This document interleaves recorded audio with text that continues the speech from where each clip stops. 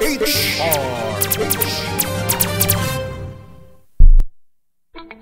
problema ka ba sa batas? Hihimayin yan ng Balyera ng Bayan, Attorney Rina Seco sa Usapang Legal. Usapang Legal.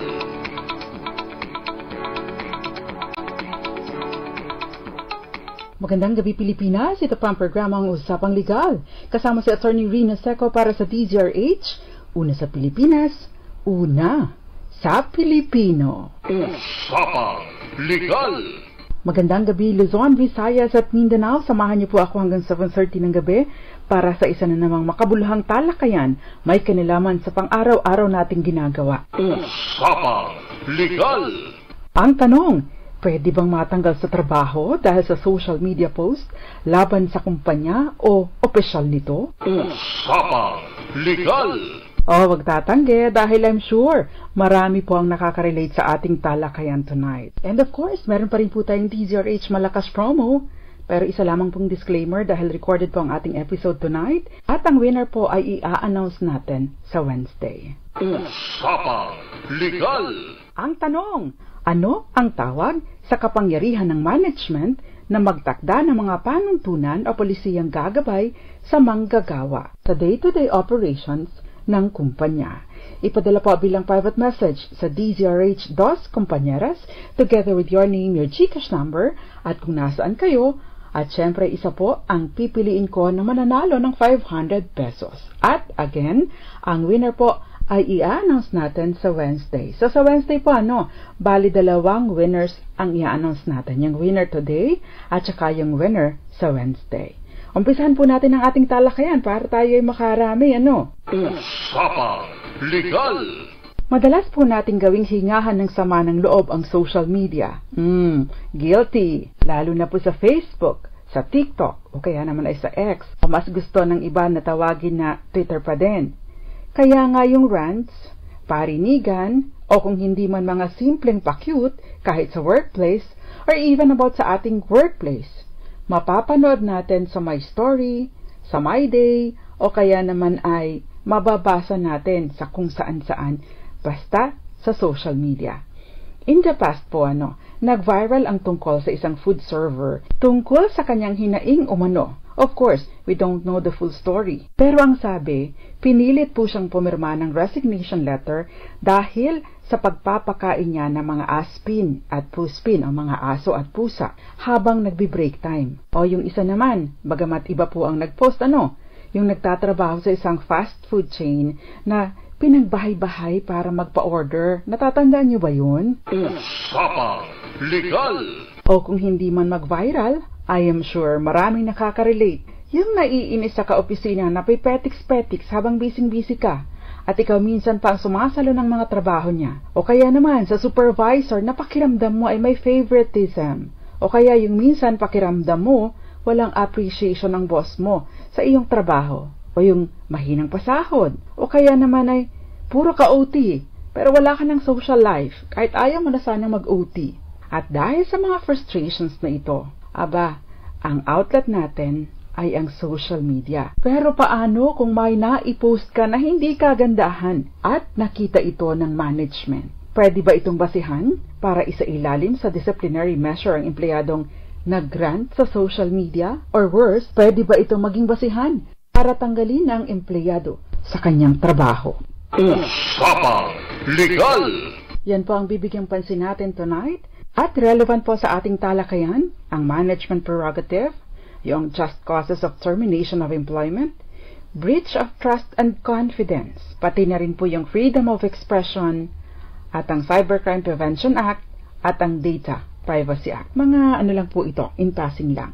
Hindi po natin ito madidiscuss ng thorough. Usapang Legal. Magandang gabi po sa inyong lahat. At dahil napakarami po nating suking tigpaminaw o mga regular natin na listeners, huhulaan ko na lang kung sino yung mga nandito tonight for sure. Unang-una sa atin, Tita Ami Miraflor Garcia, nangunguna din sa atin, Gael Enriquez, at syempre pa si Ma'am Violeta Montecalvo Zambrano, Ma'am Mirna de la Cruz, at napakarami pang iba. Hindi rin nawawala sa atin. Kenneth Arevalo, gayon din Burns Amoy, Raul Matias, Janet Ku, mga tagapakinig natin dyan sa Bicol. Gayon din sa Masbate, lalong-lalo na si Noong Marcelo M. At of course, mga taga-Gimaras, Ramel Maluto, magandang gabi po sa inyong lahat. Sa Ilocania, lalong-lalo na Ma'am Grace Recta, Oscarita Recta, at syempre, nasaan ka na nga ba ngayon, Miss Maricor Angeles? Nanunood din sa atin for sure. Makikipagpustahan ako. Nanunood po sa atin tonight ang mga kababayan natin dyan sa Laguna, lalong-lalo na po, Ginoong Raymond Botalon. Siyempre, hindi rin po nawawala sa atin, Joseph Abalos, si Marie Watanabe, magandang gabi po sa inyo, Ma'am Irene Almodovar, Kian de Polonia, at Miss Josephine Garimbao. Marami pang ibang nanunood sa atin, pero ito po yung mga sigurado kong nanunood tonight, at syempre, nagko-comment pa. Beth? Magandang gabi po sa inyong lahat. Usapang Legal. Umpisahan na po natin ang ating talakayan. Sa Labor Code, meron po tayong tinatawag na just causes for termination. Ito po yung mga pwedeng tanggalin ang manggagawa kung ang manggagawa ay nagkaroon ng paglabag either sa Labor Code o kaya naman po ay sa policy ng kumpanya. Usapang Legal. Unang-una pong binabanggit sa Labor Code, serious misconduct or willful disobedience by the employee of the lawful orders of his employer or representative in connection with his work. Yung matindi daw pong pagsuway ng empleyado sa mga tama lang naman, legal at reasonable na ipinag-uutos ng kumpanya. Pangalawa, gross and habitual neglect by the employee of his duties. Yung matinding pagpapabaya po ng empleyado sa kanyang mga tungkulin. Pangatlo, fraud or willful breach by the employee of the trust reposed in him by his employer or duly authorized representative. Simply put, ito po yung loss of trust and confidence. Pang-apat, yung commission of a crime or offense by the employee against the person of his employer or any immediate member of his family or his duly authorized representative. Kung ang empleyado ay gumawa ng isang bagay na katumbas ay krimen, laban sa kanyang employer o kaya sa kanyang pamilya o kanyang mga kinatawan. O kaya naman, meron pong binabanggit other acts similar to the above that would justify dismissal.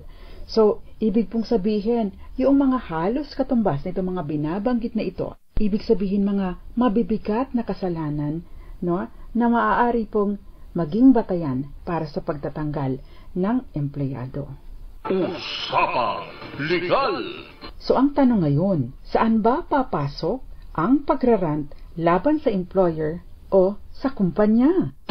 Kayo'y nakikinig sa Usapang Legal kasama si Attorney Rina Seco. Muli po magandang gabi sa lahat ng mga manggagawa, mga empleyado na pauwi pa lang ngayon.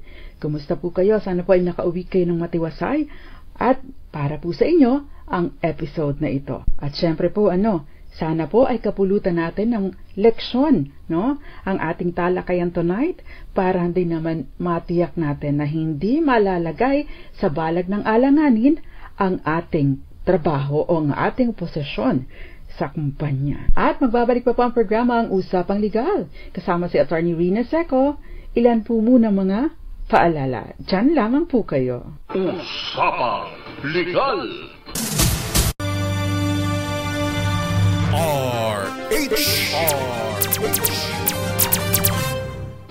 Kayo'y nakikinig sa Usapang Legal kasama si Attorney Rina Seco.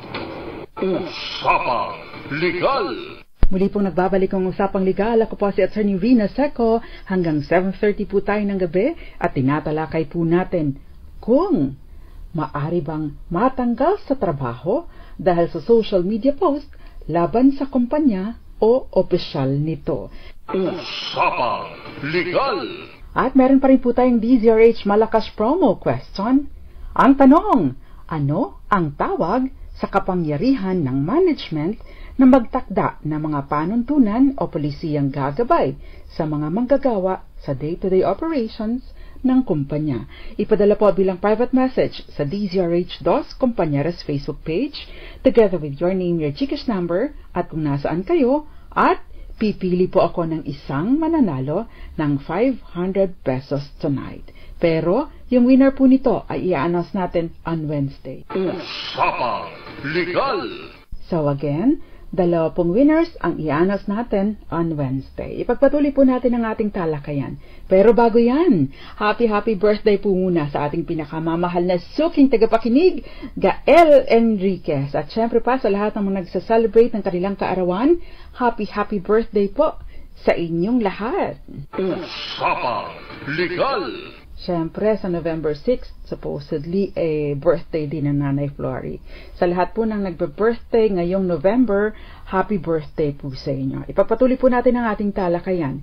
Before we pause for commercial, tinalakay na po natin yung mga just causes for termination of employment. Ibig pong sabihin, mga sapat na basihan para tanggalin ng employer ang isang employee. Take note po hindi basta-basta pwedeng tanggalin ang isang manggagawa kahit pa may sapat na basehan kung hindi po idinadaan sa tamang proseso. Meron po tayong tinatawag na twin notice requirement kung saan ipuproseso po ang pagtatanggal sa manggagawa. Usapang Legal! So ang tanong, kailan lang pwedeng maging basehan sa pagtatanggal sa trabaho ang pagrarant ng empleyado laban sa kanyang employer o sa kumpanyang kanyang pinagtatrabahuhan? Usapang Legal! Gusto ko pong banggitin sa inyo itong IZPI versus Simbilio. This is a 2016 case. Sa kaso pong ito, itong empleyado ay nag-post sa kanyang Facebook. Ang sabi niya, sana maisip din nila na ang kumpanya kailangan ng mga taong di tulad nila, nagtatrabaho na di puro blank ang pinagagagawa, na kapag super demotivated na yung tao, baka iwan na rin niya ang kawawang kumpanya na pinagpipiyastahan ng BIR. Wala nang credibility, wala pang conscience, portraying so respectable and so religious pa. Hay nako talaga, nakakasuka, puro na lang animus lucrandi ang laman ng isip. So yun po ay direct quote dun sa kasong ito. Ano ba yung animus lucrandi? Yung animus lucrandi, ibig pong sabihin ay intent to gain. Ito po ay usually ginagamit na phrase kapag ka sa mga robbery cases, o kaya theft. Kapag ka po merong mga kasong ganito, kailangan i-establish yung animus lucrandi or yung intent to gain para po mapatunayan yung kasong theft or robbery. Now, dito po sa kasong ito, tinanggal itong manggagawa dahil sa Facebook post na ito. So doon po sa binanggit nitong empleyado na iniimbestigahan ng BIR ang kanilang kumpanya. Ito pong nag-post na ito ay isang managerial employee at ang sinasabi noong IZPI, ito po ay acronym na lang dahil mahirap i-pronounce yung pangalan Ito pong IZPI, tinanggal po itong si empleyado dahil nga daw po sa loss of trust of his employers. Dahil ang ginawa daw nitong empleyado ay katumbas doon sa binabanggit ng grounds for termination by the employer. Ito yung fraud or willful breach by the employee of the trust reposed in him by his employer. Kaya lang, ang sabi po ng Korte Suprema, mali naman ang ginawa ninyo. Para maging valid ground ng pagtanggal sa trabaho itong loss of trust and confidence, dapat ito ay base sa willful breach of trust na intentionally, knowingly, and purposely at walang justifiable excuse na ginawa ng isang manggagawa laban sa kanyang employer o sa kumpanya. Sabi po ng Korte Suprema, sa mga kaso ng illegal dismissal, nasa employer o nasa management ang responsibilidad ng pagpapatunay o burden of proof para ipakita na may valid na dahilan ang dismissal. Hindi raw sapat na aasa ang employer sa lakas o hina ng ebidensya ng empleyado dahil in case of doubt, papanigan po ang manggagawa. Sa kaso ni Simbilio, yung Facebook post nito ay hindi naman po nagbanggit ng anumang corporate record o confidential information. Ang post po ng manggagawa ay mga vague expressions of feelings or opinions tungkol sa entity o tao na hindi naman clearly identified. In fact, hindi nga po binanggit sa Facebook post yung specific name ng employer at hindi rin po pinangalanan yung kumpanya. In short, sinabi po ng Korte Suprema na tantamount to illegal dismissal ang naging hakbang ng ICPI laban sa manggagawa.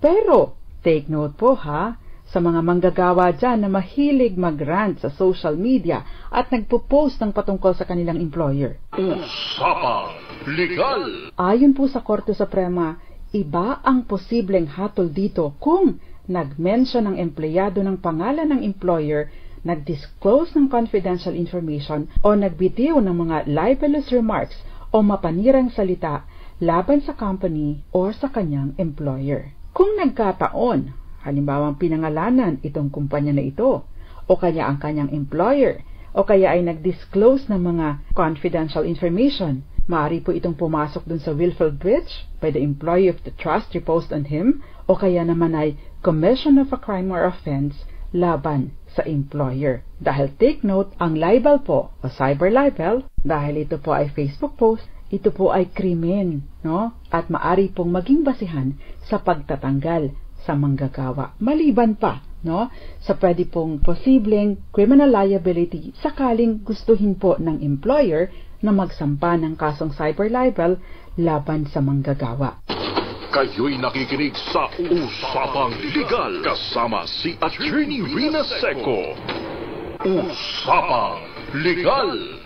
Kaya po warning ha, I hope this serves as a lesson for everyone. Ang sabi po ng Korte Suprema sa kasong Lopez versus National Labor Relations Commission, this is a 2005 case. A company has the right to dismiss employees guilty of acts of dishonesty and disloyalty if only as a measure of self-protection. Aba, syempre, karapatan din po ng employer na pangalagaan ang reputasyon ng kumpanya. Dahil kapag nasira po ang reputasyon ng kumpanya, maaari din po namang mawalan sila ng kliyente, hindi po ba? Usapang Legal! Sabi din po ng Supreme Court sa kasong Pasamba versus National Labor Relations Commission, dismissal of an employee guilty of such a serious infraction should be reasonable. Tama lang natanggalin ng isang manggagawa kung nagkaroon siya ng seryosong paglabag sa mga panuntunan ng kumpanya. Usapang Legal!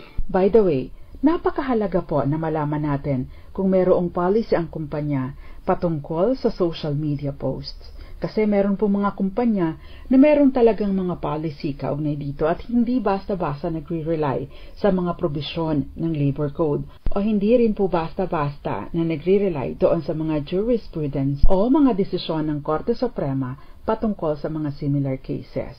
Bakit nga ba mahalaga ito? Usapang Legal! Kasi meron pong tinatawag na management prerogative. Ang management prerogative ang karapatan ng employer na i-regulate ang lahat ng aspeto ng employment. So, alam nyo na ang sagot, no? Ano ang tawag sa kapangyarihan ng management na magtakda ng mga panuntunan o kaya naman ay policy na gagabay sa mga manggagawa sa day-to-day operations ng kumpanya? The answer is management prerogative. Aba, karapatan po ito ng kumpanya, no? Na magtakda ng mga policies, panuntunan, o kung ano pa man, basta't ito po ay legal, no? Na siyang gagabay naman para sa mga manggagawa. Dahil syempre, without rules, mahihirapan naman po ang management, no? Na i-regulate or i-supervise ang mga manggagawa. Usapang Legal! Dadako naman po tayo sa ating mga questions, no? Ito po ay mga padala ng ating mga listeners, no, sa aking inbox. Dahil from time to time, no, pumipili po ako ng mga questions na hindi ko pa nasasagot. Yung iba naman po, no, ay mga ini-screenshot ko kapag ka po nagpo-post kayo dito sa ating live feed o kaya nasa comment section. Kaya again, hindi po nasasayang ang mga questions ninyo, ha? At na-appreciate ko po na from time to time ay nagpapadala kayo ng mga messages sa akin. Hindi ko lang po nasasagot real time, no? Pero sinusubukan ko po kapag may pagkakataon na syempre kung hindi ko man masagot sa aking inbox, dito po sa ating programa. Usapang Legal! Sadakuan po natin yung mga sinasaklaw ng management prerogative. Una, ito po yung karapatan na mag-prescribe ng mga reasonable rules, no, and regulations o yung mga tamang conduct o asal para sa negosyo o pag-address sa mga concerns. Pangalawa, makapagdisiplina ng mga manggagawa kung mayroong paglabag dito. Usapang Legal! Gusto ko pong i-highlight yung Article 296 ng ating Labor Code. Nakalagay doon, termination by employer. An employer may terminate an employment for any of the following causes. Pero babanggitin ko na lang yung isa. Serious misconduct or willful disobedience by the employee of the lawful orders of his employer or his representative in connection with his work. Kasi, usually, kapag po merong company policy, dito po usually ipinapasok, no, sa serious misconduct and willful disobedience. Syempre, no, kasama sa mga polisiya ng kumpanya, bawal mong siraan ang kumpanya. Kung meron kang concern, idulog mo sa tamang venue, idaan mo sa tamang tao. Sino yung tamang tao na yon? You go to your Human Resources Department. No? Ang HR po naman ay bihasa, no, sa pag-handle ng mga ganitong kaso or ganitong mga concerns. Usapang Legal! So ang tanong, kailan ba pwedeng maging ground for dismissal ang Facebook rant ng empleyado? No? Maliban po sa binanggit na natin kanina sa kaso ng IZPI, mahalaga din pong malaman natin yung company manual. Meron bang company manual? Meron bang isinasaad tungkol sa mga Facebook rants o mga posts na maaring makapaglagay sa alanganin sa kumpanya o mga empleyado ng kumpanya? So usually po, nakapaloob dito sa manual na ito, no, yung mga panuntunan. Pero, kailangan din po nating malaman o masuri anong nilalaman nitong company manual na ito. Ito po yung mga tests para malaman natin kung reasonable o valid itong panuntunan. Ito ba ay reasonable and lawful? Hindi ba ito lumalabag sa batas? Sufficiently known sa mga empleyado. Ito bang policy na ito ay naisali noong orientation? Pangalawa, kayo ba ay nabigyan ng kopya nitong panuntunan na ito o nitong company manual na ito? At pangatlo, ito ba ay may kinalaman sa mga tungkulin ng manggagawa?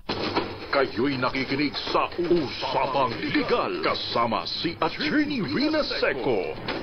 Siguro ang itatanong naman ng iba, attorney, paano naman po yung freedom of expression? Well, ayon po kay Eleanor Roosevelt, with freedom comes responsibility. Pero dito na lang po tayo kay Spider-Man dahil mas kilala natin si Spider-Man, ano? Ang sabi po ni Spider-Man, with great power comes great responsibility. Kaya nga po nananatiling krimen pa din ang libel, defamation at slander. At syempre ngayon, no, nadagdagan pa po ng cyber libel na higit na mataas ang parusa kumpara doon sa traditional libel. Usapang Legal! So may limitasyon po ang freedom of expression. May kasama pong obligasyon ng ating karapatan na mamahayag. Kaya nga po again, ingat-ingat, baka po merong matamaan at tayo naman ay tamaan din pagdating sa korte. Usapang Legal! Take note po may pagkakataon na hindi lang maaaring sa termination from work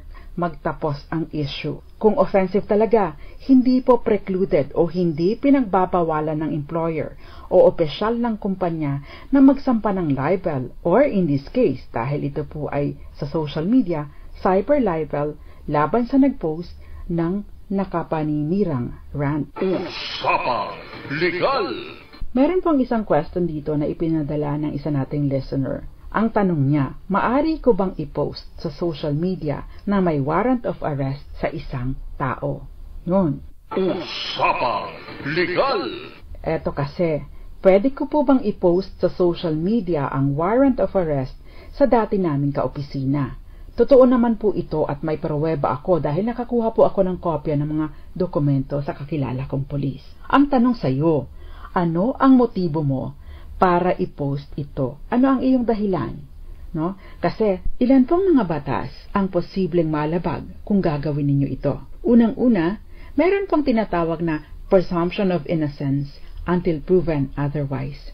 Dahil ito po ay kaso pa lamang, in fact, warrant of arrest pa lang, ibig sabihin hindi po nag-uumpisa ang aktual na pagdinig, pinapalagay po ng ating mismong saligang batas na hindi mo siya maaaring ituring na guilty unless mapatunayan sa mahabang pagdinig na siya nga ay guilty beyond reasonable doubt. Pangalawa, ang warrant of arrest ay nagko-contain po o naglalaman ng mga sensitive personal information tungkol sa akusado. Ibig pong sabihin, ibubulgar mo, ipoproseso mo ang kanyang mga sensitive personal information sa publiko na hindi naman pinahihintulutan ng batas. And therefore, maari ka rin maging criminally liable kung ipopost mo ang kopya ng warrant of arrest. Pangatlo, kahit pa totoo ang impormasyon na iyong inilalabas, ay hindi po nangangahulugan na ligtas ka na sa liability. Bakit? Dahil sa kaso po ng libel o cyber libel o slander or defamation, hindi po depensa ang truth o pagiging totoo ng inilabas mong impormasyon o binanggit mong impormasyon para maabsuelto ka sa alinman sa mga kasong ito. Kayo'y nakikinig sa Usapang Legal kasama si Attorney Rina Seco. Sa atin pang DZRH, malakas pang makwesto na ng tawag sa kapangyarihan ng management na magtakda ng mga panuntunan at policies na gagabay sa kanyang mga manggagawa. Ipadala po bilang private message sa DZRH Dos Compañeros Facebook page at mamimili po ako ng isang mananalo ng 500 pesos tonight. At ang winner, i-announce po natin on Wednesday. At magbabalik pa po ang programang Usapang Legal kasama si Attorney Rina Seco. Ilan po muna mga paalala. Diyan lamang po kayo. Usapang Legal. This time check is brought to you by Kayo'y nakikinig sa Usapang Legal kasama si Attorney Rina Seco. Attorney Rina Seco po ulit dito po sa programang Usapang Legal. Tinatalakay po natin kung pwede bang matanggal sa trabaho dahil sa social media post laban sa kumpanya o opisyal nito. And the answer is yes, correct, true, posible, pwede. Kaya para sa ating mga manggagawa dyan, hindi po basta-basta nagpo-post ng mga rants, especially kapag ito po ay maaring makapanira sa ibang tao. Lalong-lalo na po sa ating pinagkukunan ng ating ikinabubuhay. Magandang gabi po ulit sa inyong lahat. Ito po ay recorded, disclaimer lang po, recorded ng ating episode tonight. Pero, nire-recognize ko po ang ating mga suking tagapakinig, yung hindi uma-absent, lalong-lalo na si birthday girl, Gael Enriquez. Magandang gabi po sa inyo. Nanonood din sa atin for sure si Tita Ami Miraflor Garcia at sino pa ba? Miss Maricor Angeles, Miss Violeta Montecalvo Zambrano, si Lengleng Francisco Zalveta, Ramel Maluto, Rindan Sally Pau, si Rico Bagisi, sino pa ba?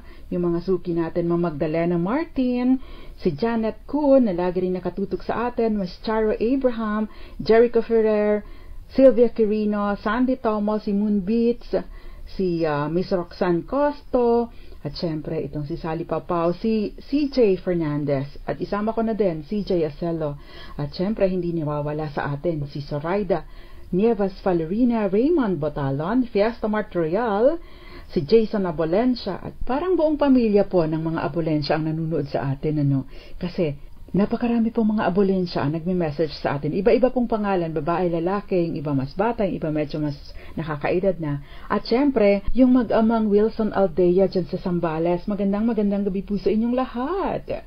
Sino pa ba? Si Ira Marie Yalong. Idagdag pa natin, Boboy Puertos. Sino pa ba? Ramel Maluto. Magandang gabi din po sa inyo, Eduardo Narvaez, si Ivy Gutierrez, mga taga-Tayug, Pangasinan, at syempre pa lahat po ng mga nanunood, nakikinig sa atin dyan sa Pampanga. Mga suki natin dyan sa Pampanga, and syempre dyan sa Baguio. Magandang gabi rin po sa mga taga Cebu, maayong gabi ikaninyong tanan diha. Mga taga Zamboanga, taga Maguindanao, meron tayong suki doon sa Nuru Upi, Maguindanao. Magandang gabi po sa inyo. At syempre, lahat ng mga taga Palawan, magandang gabi po sa inyong lahat. Magandang gabi din po sa inyo, Ma'am Linda Hularpal, ang wife ng ating station manager na lagi pong nakatutok sa atin dito sa Usapang Legal. Idagdag pa natin ang mga angka ng Seco at Soleta dyan sa Marinduque. At syempre, happy birthday din sa'yo, Tita Sita Arevalo. At syempre, ang pagbati mula po sa akin at kay Tita Ami Miraflor Garcia. Attorney Winnie Merera ng Quirino Province, magandang gabi sa'yo.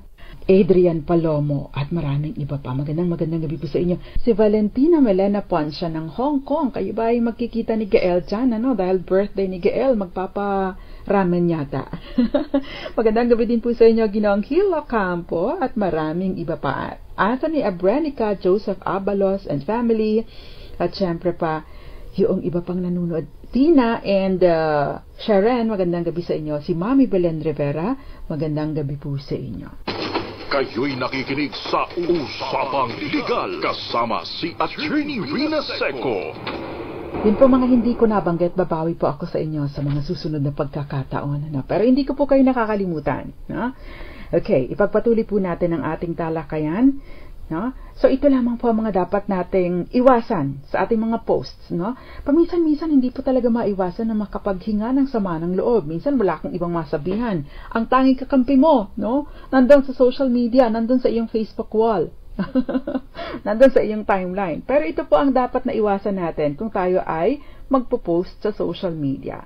No? Mga hindi totoo at mga misleading posts, no? Yun po ang iiwasan natin. Maari ka pong matanggal, no, sa iyong employment, no? Kapag ka ikaw ay nag-post na mga maling impormasyon tungkol sa negosyo ng inyong employer. Dapat po yung mga tamang impormasyon lamang. Basta hindi po yung nakakasira, ha?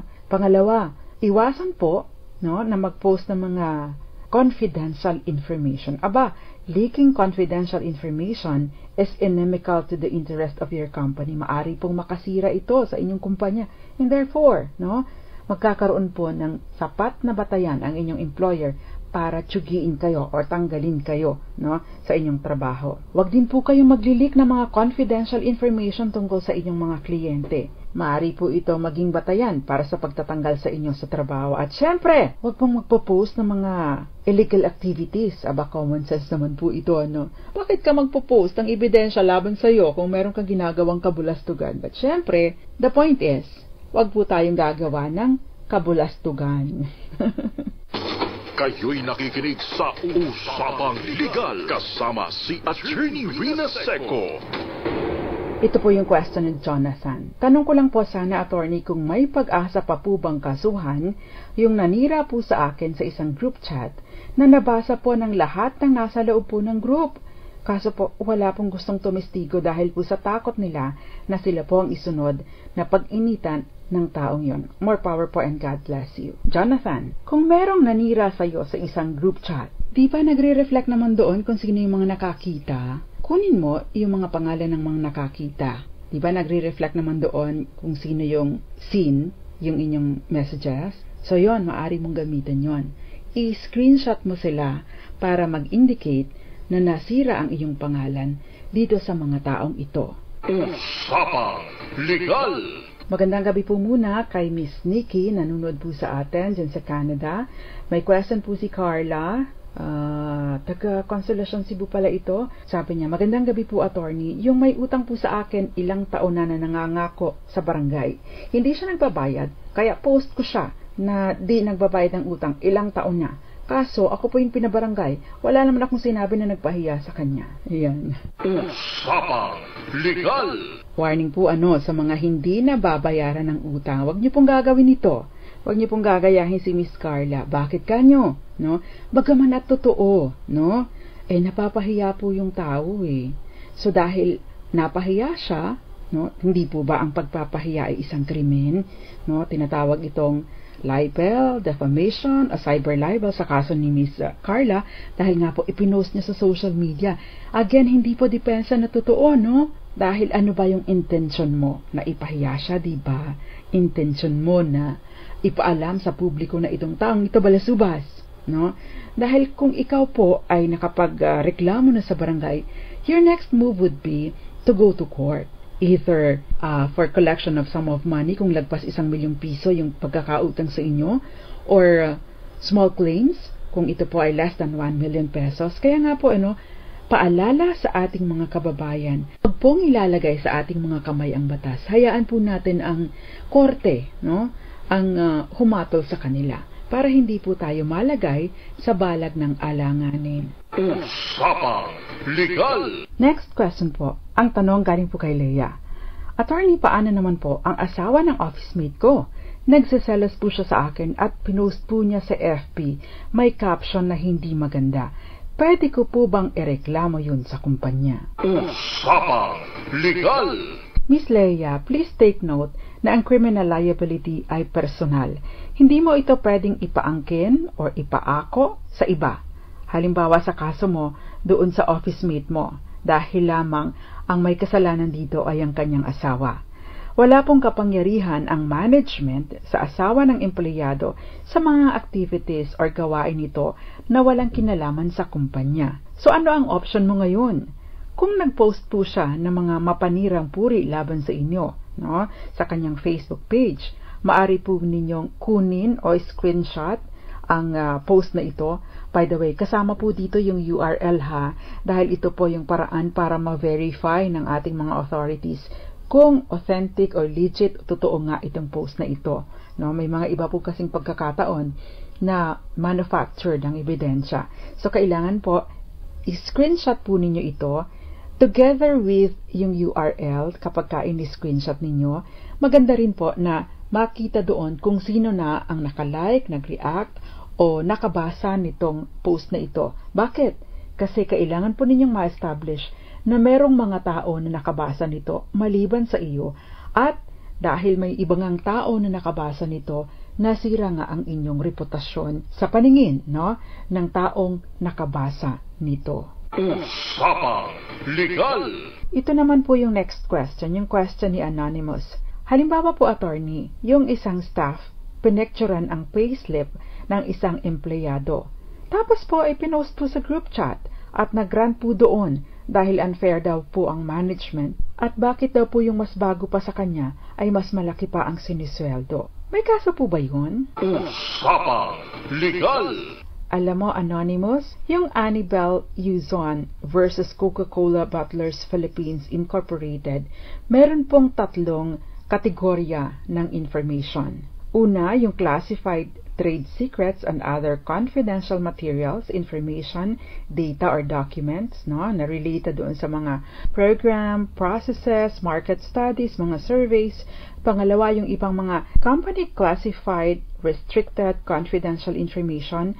At pangatlo, other data, documents, information similar to those enumerated. So, dito po, yung data ng empleyado tungkol sa kanyang salary ay hindi po nagfo-fall doon sa classified trade secrets. No?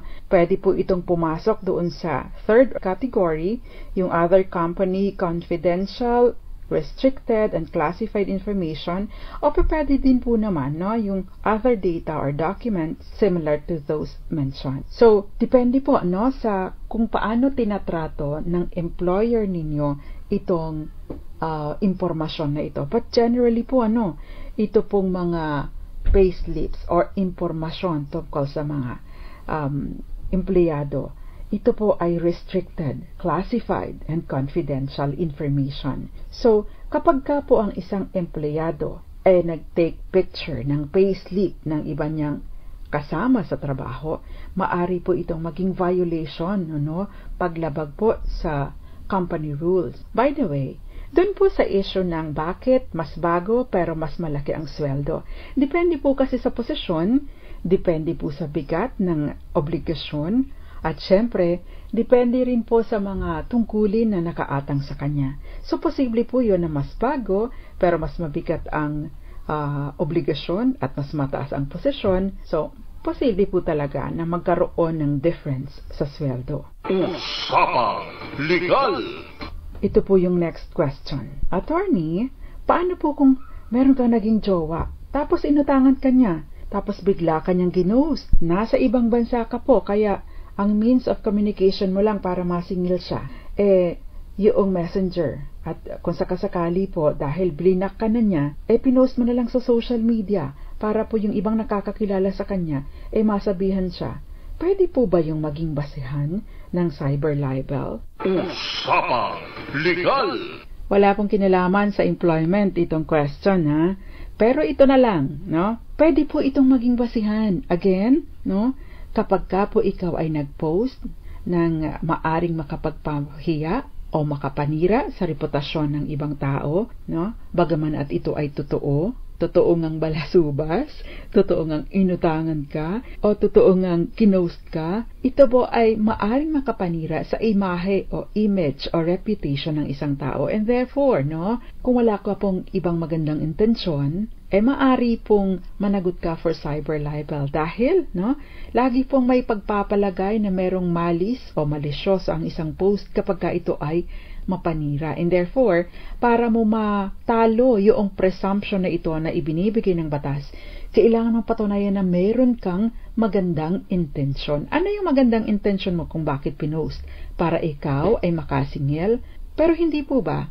Binibigyan tayo mismo ng batas ng remedyo kung ano ang dapat nating gawin sakaling meron po tayong pautang na hindi nasisingil. Usapang Legal! Kaya nga po lesson learned Huwag nang magpapautang o magbibigay sa jowa o jojowain pa lang para iwas po ng problema. Kasi kapag ginost ka, baka magaya kayo dito sa ating texter. Okay. Kayo'y nakikinig sa Usapang Legal kasama si Attorney Rina Seco. Dakuan po natin ating DZRH Malakas Promo Question. Ang tanong, Usapang Legal! Ano ang tawag sa kapangyarihan ng management na magtakda ng mga panuntunan o polisiyang gagabay sa mga manggagawa? At ang tamang sagot, management prerogative. Usapang Legal! I-a-announce ko po on Wednesday. At syempre, dalawa po ang i-a-announce natin na winners on Wednesday, para sa winner natin tonight at sa winner natin on Wednesday. So, yun. Maraming salamat po sa pagsama ninyo sa Usapang Legal gabi-gabi. Ako po ang panyera ng bayan, Attorney Rina Seco. Nakakasama niyo ako Mondays, Wednesdays, and Fridays para sa DZRH. Una sa Pilipinas, una sa Pilipino. Usapang Legal!